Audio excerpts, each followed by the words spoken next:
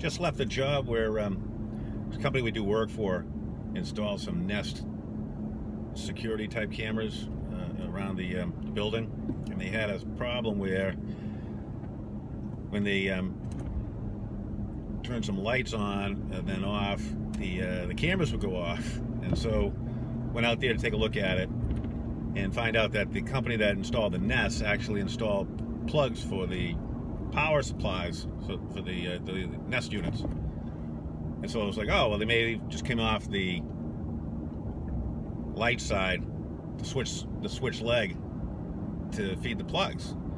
So I opened up the boxes and then realized, oh, they get Romex in a box, and it's got armored cable mixed in there, and it's in a church, so I think it would come under the classification as a place of assembly.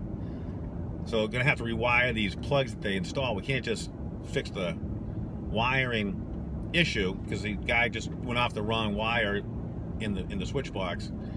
So the question is, how do you deal with a customer that you do business with that they have a tendency to do their own wiring on a lot of the installs that they do?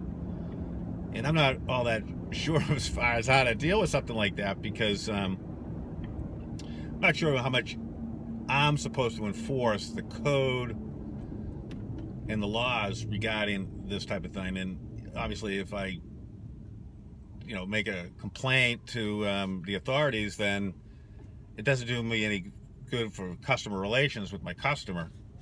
They're a commercial contractor, and I don't think they're trying to skimp on the install pricing, because they send their mechanics out to do this stuff. I think it's all about being able to get the work done in a timely manner. So I think the way to address that is to send them a notice as far as because we're gonna have to go out and replace these, not just fix the wiring, but actually replace the cable.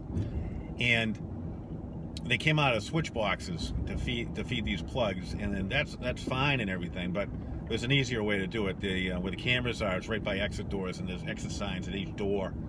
So that's a good source right there for a constant power feed, and you can put like a single receptacle by the exit sign for those Nest units, and it'd be pretty, wouldn't really stand out at all, kind of blend right into everything.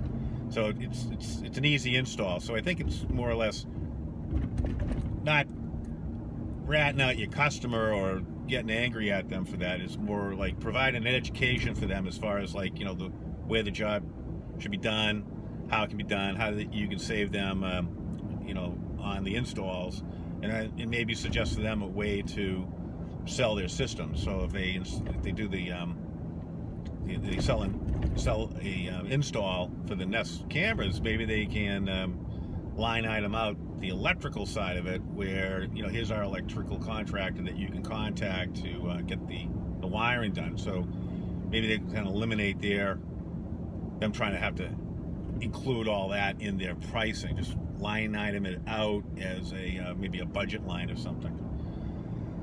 So I'm not sure if you guys run into any problems like that. I seem to run into that a lot because the type of work we do with contractors, it's mixed trades in the contract, especially with the HVAC side of the line business, where you get pipe fitters, gas fitters, guys who do duct work, and then you get the electrical side of it, and it's like, who actually has more priority? Where we're at, the gas guys pretty much get priority on any gas equipment, where you're not allowed to really service that stuff unless you have a gas license. So all comes under the rule of safety as far as gas things. They had the corrugated, stainless steel corrugated pipe that they use to feed all these units, and I know they've had problems with them. So you're supposed to ground those out. They're supposed to be grounded, and they don't want the electricians to do it. They actually want the gas fitter to do the grounding, and sometimes that involves them maybe grounding in the panel. So it's like, we don't want them in our panel, right?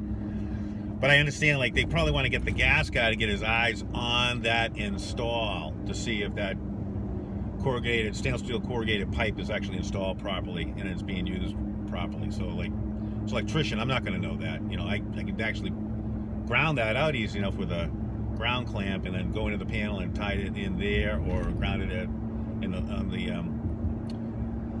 the grounding electrode wire that's coming in from the ground, the ground rods and things, that'd be fine. I mean, I could do that, but I'm not going to know that corrugated stainless steel piping had been installed correctly.